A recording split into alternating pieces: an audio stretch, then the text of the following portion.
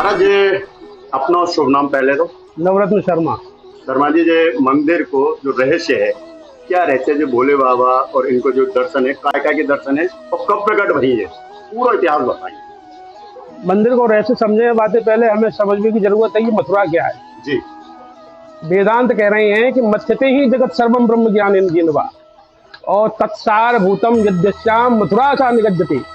संपूर्ण ब्रह्मांड का जब ब्रह्म ज्ञान जब मथा गया, उसको मथने से जो प्राप्त हुआ मक्खन, मथने से प्राप्त हुआ, इसलिए इसका नाम मथुरा हुआ। ये ब्रह्म ज्ञान की ऊपर की पराकाष्ठा, यानी बहुत शिरोभाग है ये मथुरा। इसलिए वेदो हम साम वेदो हम या मासाम नाम मार शीर्ष भाग है ये मथुरा जो है। आप समझे मध्य देश है, ये मध्य में पड़ता है, इसलिए इसका नाम मथुरा है। मथने से ये पैदा हुआ, यानी ब्रह्म ज्ञान का जो उच्चतम जो स्तर है, उसका नाम मथुरा है। 12 ज्योतिर्लिंग, 51 शक्तिपीठ और 7 पुरियां, इनके मध्य में मथुरा है। इसीलिए म धातु, म जो है मापक धातु है। जो माँ को जानता है वो पूरे ब्रह्मांड को जानता है, समझ रहे हैं आप। जो माँ जो है वो मापक धातु है। माँ जो है 2 तरीके का है, एक तो वर्णात्मक है और एक बिंदु रूप है। ये दोनों की स्थिति यहाँ है। अच्छा, वैसे अगर मैं आप बीच में लूं तो जब मधु राक्षस है तो ऐसा है, ये तो पुराणों की बात अलग है। हाँ। वो तो बहुत बाद की बात है, ये तो वेदांत कह रहे हैं भाई। हाँ, अब की बात है। ये तो वेद कह रहे हैं, हम थोड़ी कह रहे हैं, ये तो वेदांत कह रहे हैं। ये बात तो अब मंदिर के रहस्य पे आ जाए। मंदिर का रहस्य ये है, शिव और शक्ति कहते हैं। तो वास्तविकता में जो शिव जो है वो 2 तरफ शक्तियों के बीच में है। यहाँ जो भगवती विराजमान है गायत्री है, ये ऊपर जो आप देख रहे हैं ये सरस्वती है। यहाँ कहीं भी शिव मंदिर में आपको गंगा जी नहीं मिलेंगी। हम तो चारों मंदिरों को आप देख लेना, कहीं भी गंगा जी नहीं है।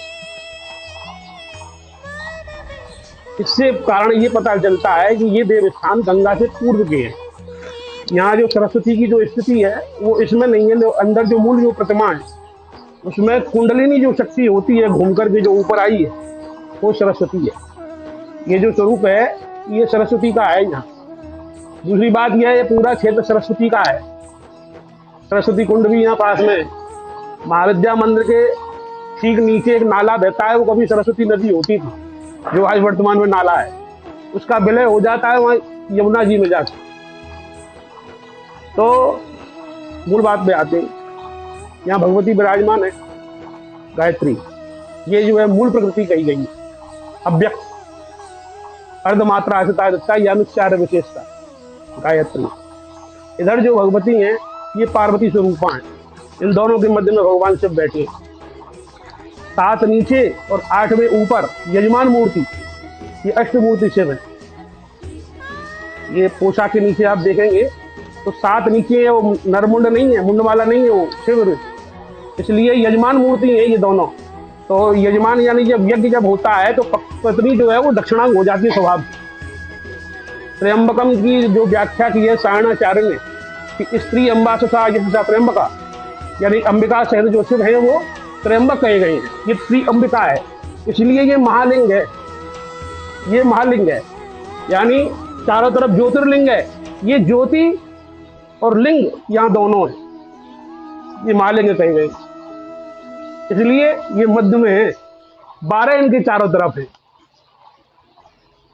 इसलिए यहाँ दीपकों का बड़ा भारी महात्म है। यहाँ खुदाई में भी बड़े बड़े दीपक मिलते हैं, अनादिकाल से परंपरा है। कुशिक राजा हुए हैं, उनका वर्णन मिलता है 12 पुराण में, उन्हीं का वर्णन मिलता है ऋग्वेद में। तो इससे ये पता लगता है कि ये सब स्थान जो है वैदिक कालीन है। साकार और निराकार की जो परिभाषा है तो हमारे यहाँ लिंग नहीं पूछते हैं। यहाँ जितने भी महादेव हैं मुखाकार हैं, यानी शक्ल वाले हैं, स्वरूप वाले हैं। इसीलिए शायद यही कारण है कि मूर्ति कला मथुरा से ही समृद्ध हुई। मूर्ति कला का प्रचलन जो है मथुरा ही से बढ़ा। और यही रहस्य है उद्धव और कृष्ण का। उद्धव उनको निराकार कह रहे हैं, कृष्ण साकार कह रहे हैं, ऐसा है। अच्छा, इनकी पूजा जैसे बता मैं तो कौन कौन से देवतन ने जिनकी पूजा करी है? ये तो स्वयंभू है दोनों जी, ये दोनों स्वयंभू है। नहीं, जैसे कहने के भगवान कृष्ण ने भी इनकी पूजा करी। देखिए यहाँ शत्रुघ्न भी आए हैं, जी, यहाँ कृष्ण भी आए हैं, यहाँ रुक्मिणी भी आई है। और ये जो लिंग आप जो देख रहे हैं माता जी के ऊपर, ये हरिहरात्मक, ये दोनों हैं, हरिहरात्मक लिंग है ये। यानी इसमें विष्णु और भगवान ईशान दोनों का संबंध है। यहाँ से यही बात कही गई कि भूल रहा हूँ मैं थोड़ा श्लोक। कोई दिक्कत नहीं। हाँ जी, और बोलिए। नहीं भाई, यही पूछ रहा था, आप बोल रहे थे तो जी आप रुक गए एकदम। हाँ, तो ये जो भगवान शिव है ये अष्टमूर्ति शिव है। यहाँ ध्रुव भी आए हैं, यहाँ ध्रुव की भी स्थिति है। दूसरी बात ये है कि ऐसे जो विग्रह हैं पूरी सृष्टि में नहीं। अच्छा, जो दर्शन है काहे जी, जो जब मथुरा में और जब मंदिर के सिवाय कहीं और भी ऐसी हैं? ये अप्रकाशम सुगोप्यम चर्च के लिए कह दिया। अच्छा, पूरी हाँ, सृष्टि में कहीं नहीं मिला। यानी ये स्थान ऐसा है तो जो अप्रकाशित है और सुंदर तरीके से गुप्त है।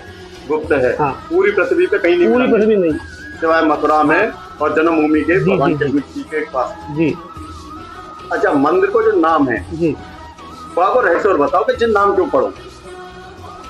गलतेश्वर। गणतेश्वर, हाँ, गलतेश्वर। गणथो रथा, निरुक्त कह रहे हैं। जी, गर्त जो है नरक का वाचक, यानी वहां से निकालने वाले जो हैं। गर्ते वा गर्त मध्यवा योनिया कारण चिंतता, और गर्ते ऊपरी मध्यवा कुंडलिनी भूत सर्प व्रत, वही बात आ गई।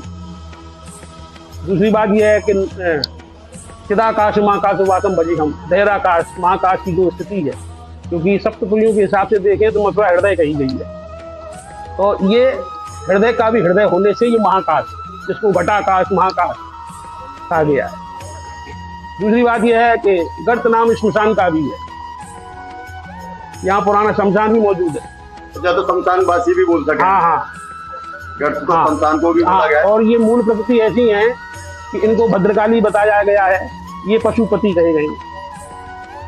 अच्छा, ये उमा हो जाती हैं, ये उमहेश्वर हो जाते हैं, ये भवानी हो जाती हैं, ये शंकर हो जाते हैं। अच्छा, जो इनका जो भोग लगता है जी, वो क्या है, और सुबह स्नान का क्या टाइम है, और शाम को पूजा का क्या टाइम है, और इनको जो भोग लगाया जाता है वो क्या टाइम है? ऐसा है, इसमें ये 6-6 महीने का परिवर्तन है इसमें। जी, तो ये नव दुर्गा से आश्विन की, इससे 5:30 बजे मंगला होती है, तो 4:30 बजे पट खुलते हैं। उसके बाद अभिषेक होता है पंचामृत, उसके बाद में फिर मंगला होती है। उधर ग्रीष्म काल में अगर देखेंगे उस क्षेत्र की जो नव दुर्गा है उसमें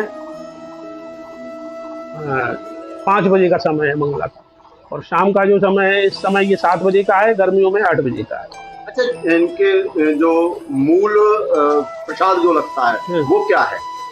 मूल प्रसाद क्या है? मूल प्रसाद तो कोई भी सात्विकी यानी वेद लक्षणा का ऐसे संबंधित जो पवित्र शास्त्र जो बनाया गया हो वो सब ग्रहण करते हैं। महाराज जी, एक छोटा सा सवाल, जैसा कि आपने कहा खुदाई में बड़े बड़े दीपक मिलते हैं, हाँ। तो उसका थोड़ा सा महत्व लोगों को समझा दीजिए, क्योंकि हमारे जो दर्शक हैं वो शायद नहीं जानते कि जो दीपक मिले हैं उनका क्या महत्व है। ये यहाँ से ऐसा है, ये कुछ ऐसे प्रमाण मिलते हैं कि यहाँ दीपकों की अनादिकाल से बड़ी परंपरा है।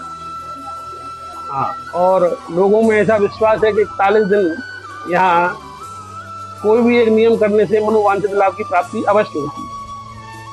जैसा कि देखा गया था, हमारी टीम जब यहाँ पहुंची थी तो महिलाएं दीपक जला रही थी संध्या के समय, जी, तो उसका क्या महत्व है वो जरा दर्शकों को बताइए। असल में ये नाद की जो स्थिति है वो दीपवत है, यानी अकारे च ओकारे च मकारे चांद संस्थे मातुरा शब्द निष्पन्ना ओमकार से तथा परम, ये मथुरा की व्याख्या है। तो ये ओमकार बन जाता है, माँ का माँ, ऊ में से ऊ और रा में से अ, तो अ ऊ माँ मिला के मथुरा हो जाता है। एक बार हमारे दर्शक ने जी, और मैं थोड़ा तो कहूँ क्योंकि शिव जी के ऊपर जो है उनके, और जो है एक बार और बता दें कि ये दर्शन कौन कौन के हैं।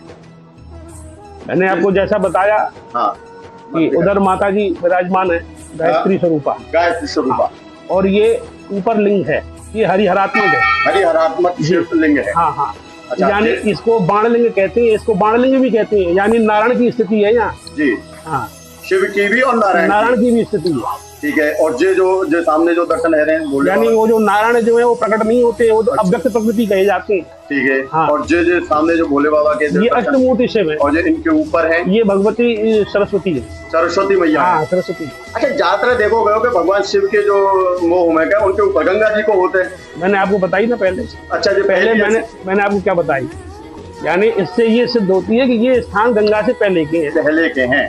दूसरी बात क्या है कि ये विज्ञान की दायनी है, यानी कहें तो सरस्वती नष्ट हो गई, सरस्वती नदी क्या विलुप्त हुई कि ज्ञान विज्ञान भी नष्ट हो गया यहाँ का, ऐसा। एक दिव्य दर्शन यहाँ देखने को मिले जी, एक पेड़ हमने देखा जो मंदिर के हाँ, हीस का पेड़ है वो। उस पेड़ पे हर जगह देखा जा रहा है चिड़ियों की जो प्रजाति है वो विलुप्त हो चुकी है, मगर जब से हम यहाँ आए हैं चिड़ियों का इतना मधुर संगीत यहाँ सुनने को मिल रहा है, उसको लेके क्या कहेंगे? करीब 500-600 साल का इतिहास तो हम जानते हैं इसका।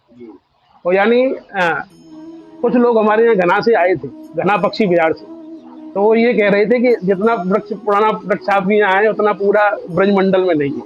पर जिस तरीके से चिड़िया ये गुणगान कर रही है, लग रहा है कोई मंत्र का उच्चारण। हाँ, ऐसा ही है। इसका क्या रहस्य जरा बता दो। अब भैया खग जाना ही खगई की भाषा, मैं तो ये सब भाषा नहीं जानता हूँ, तो कहीं ना कहीं से यानी 4:30-5 बजे के आप समय जब आएंगे सुबह, तो आपको मतलब केवल ये नाद करती हुई दिखाई देंगी। यानी अभी तो बहुत यहाँ शोरगुल हो रहा है, यानी उस समय बिल्कुल शांत वातावरण रहता है, तो आपको कुछ ऐसा ही लगेगा कि वास्तविकता में कोई भजन कर रहा है या नाच रहा है। हाँ भाई, जैसे कि हमने बताया कहीं की रहस्य बता दी, ये रहस्य आपने कहीं नहीं मालूम हो, नॉर्मल दर्शन करे यहाँ में गौरा पार्वती या शिव पार्वती के दर्शन कर दिए और चले गए।